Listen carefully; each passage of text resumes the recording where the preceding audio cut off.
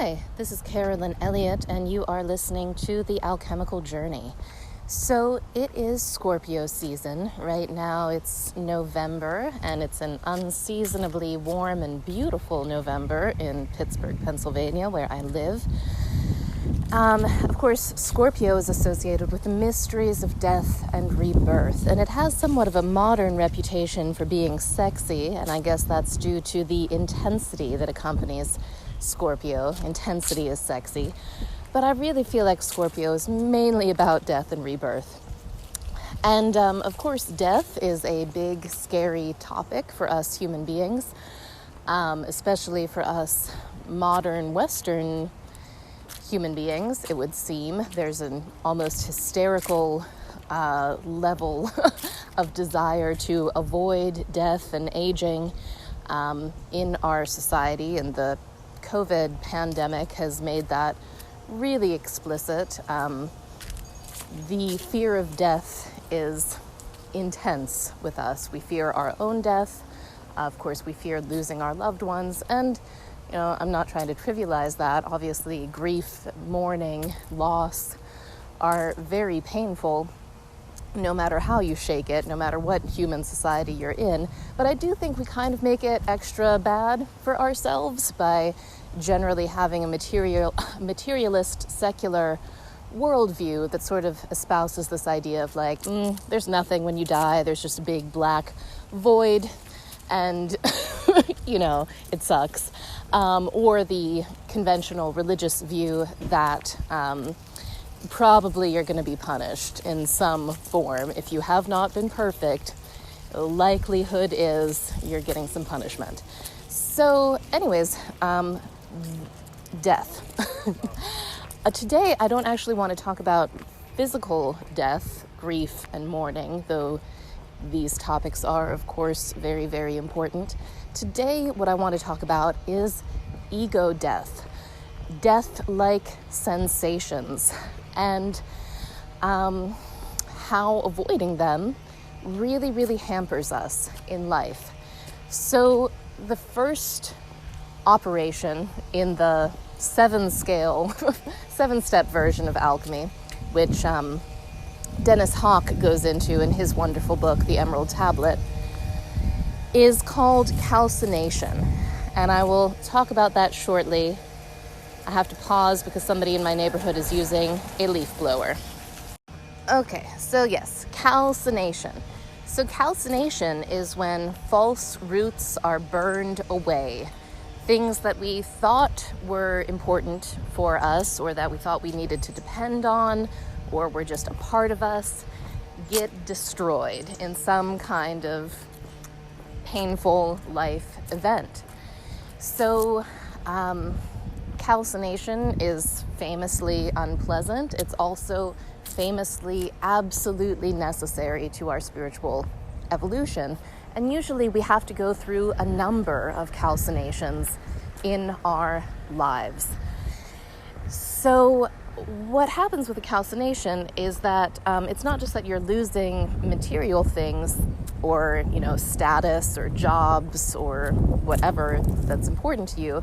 It's that you're experiencing, humiliation, disorientation, feelings of rejection, failure, maybe abandonment.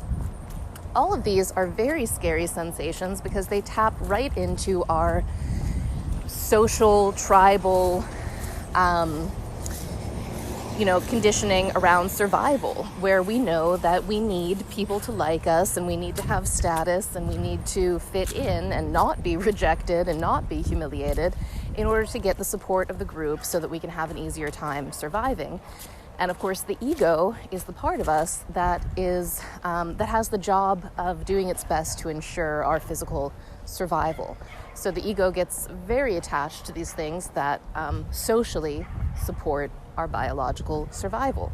So when we lose them, even though it's not biological death, it can feel really similar. It can feel, there can be just as much grief, there can be just as much fear, and we passionately seek to avoid these experiences of humiliation, failure, rejection, just like we passionately seek to avoid physical death, unless we're suicidal, I guess. That's a whole other ball of wax. But so what is become fascinating to me lately, as we are in Scorpio season, is really paying close attention to the defense mechanisms that I use in order to get some sense of control, in order to insulate myself from these ego death type sensations of humiliation, rejection, failure. And I've noticed that there's this sort of aggressive, almost, I would say, like malicious energy that functions. And it's neurotic defensiveness would be the classic psychoanalytical term. Karen Horney, in her book, it's something about neurosis is the title of her book. I need to look these things up. But anyways, she discusses how there's these common neurotic defenses that are basically things that we use to get through life after we've experienced hurt as children. And they're not really our genuine personality. They're sort of like, they involve an attachment to an ideal self that we seek safety from. So we have an ideal version of ourselves that we try to fit into and that we try to project to others that we feel will be acceptable and will get us, approval and support. And when we fall short of the ideals of this idealized self, we tend to be very mean to ourselves, and we tend to be very mean to others who seem to be standing in the way of us having our idealized existence. So that often can be, the people we love the most, our spouses, friends, children, when they do things that kind of violate our sense of how things should be in order to be safe and ideal. We can get mean, or at least I should say I can get mean. And it seems out of character, and it seems so sudden, and it almost seems like we go into a kind of an unconscious state, that it's not quite volitional in the normal way. People call it being triggered, for example. Like when an old wound or trauma is touched upon by something, it evokes the sort of out of proportion response. That kind of out of proportion response is the essence of a neurotic defense. And what it's trying to defend us from is ego death. And this is a very good thing, especially when we're young. It helps us hang together, hang through the tough times, and merge some semblance of functioning adult personalities. But then, after a while, it actually becomes very constricting and very damaging in and of itself. And these patterns of trying to control or trying to prevent these ego deaths or painful experiences actually creates more suffering. And it limits us, and it causes us to push away, without realizing it, beautiful opportunities and beautiful expansions, because we're just kind of stuck in our ways. So the alchemical process involves refining ourselves and becoming free of these defenses and coming to rely more and more on divinity, on love, on our immortal essence for our strength, rather than on our ego and on our biological survival. So what does this look like? An example of what this looks like might be, let's say you get into a kind of heated discussion with a friend, and they do something that you perceive as rejecting. Maybe they walk out of the room, slam the door, and it doesn't feel good. There is pain in that. So ordinarily, we might get resentful. We might blame them, like, how why are they so rude? Why do they treat us this way? And the resentment and the blame is a layer of defense. It's a means of not actually surrendering to the pain that's there. So that's a very common one. And the trick is to allow ourselves to calcinate would be to just feel that pain of rejection without creating a story about it, without blaming your friend for bringing it up in you, without feeling that it means something about you even, because it doesn't. It's just pain. It's like the impersonal pain that is part of the human condition. I like to think of it, it's like pain is like rainfall. When it rains, everybody gets wet. It's not a commentary on you as a person. It's just everything gets wet when it rains. Whereas suffering is sort of making up a story about oh God, this terrible rain keeps persecuting me and how dare it, and I don't, all of this stuff that we do and that I do, let's just say. I'm saying we, maybe it's the royal me, the royal we, it's the human we. I don't think that any of this is really unique to me. I think it's super, super common. So the challenge that I'm entering into in Scorpio season this year is trying to pay close attention to whenever I'm using any form of negativity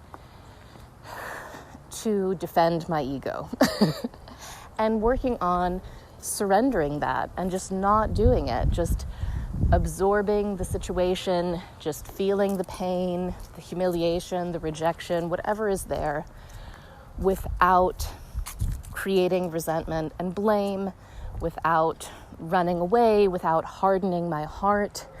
And, it's very challenging.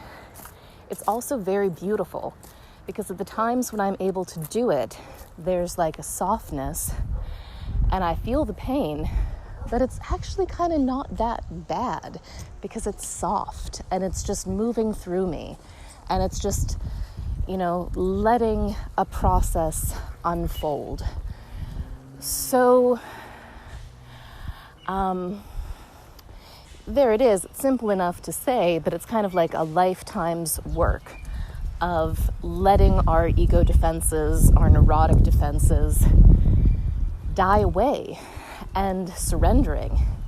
So obviously, in order to do this, it does involve a certain level of trust and a certain level of saying, you know what? My biological survival is not actually the most important thing.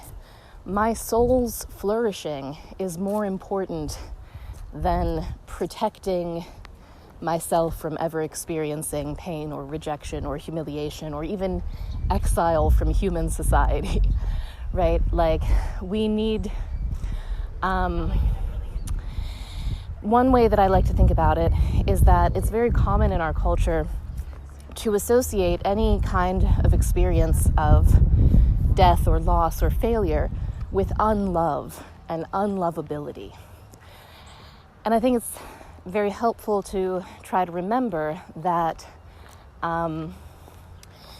we're not unlovable when we experience death and pain and failure and rejection and loss.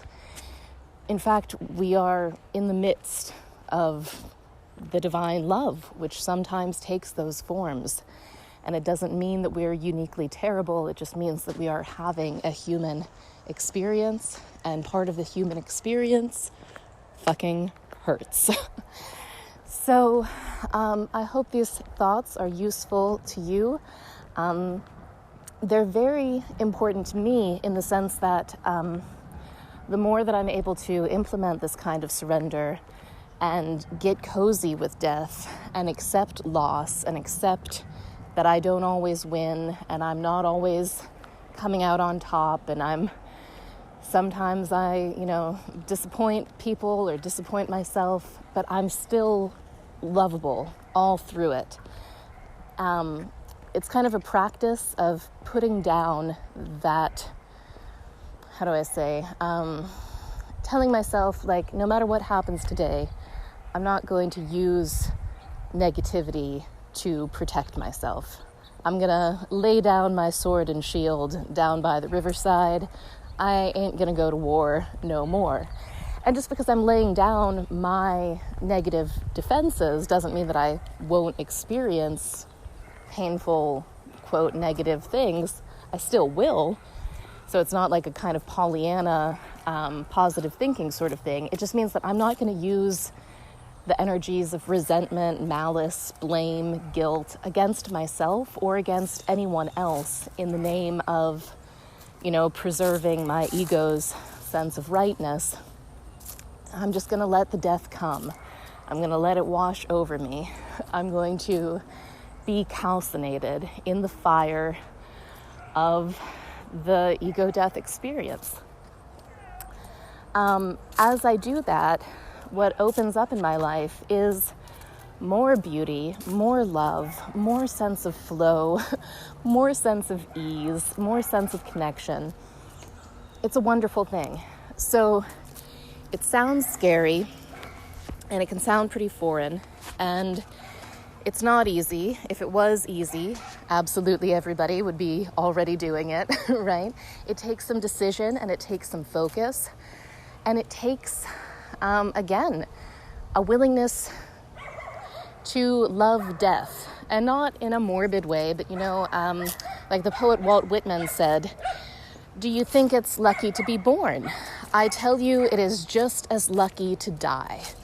So, right, we classically, conventionally in our culture do this thing where we take one side of a polarity and we're like, this side is awesome and this other side sucks, right? Like masculine, feminine, good and bad, life and death, birth and death. So we have, big happy parties when babies are born, and we get really upset when death happens and we try to avoid it. But what Walt Whitman is saying is that they have equal value, they have equal beauty, and we can appreciate and love the beauty and the value of death and ego death just as much as we appreciate life and winning. So that's my little tip for Scorpio season today. I hope you enjoy and have a wonderful time with your own ego deaths. Bye-bye.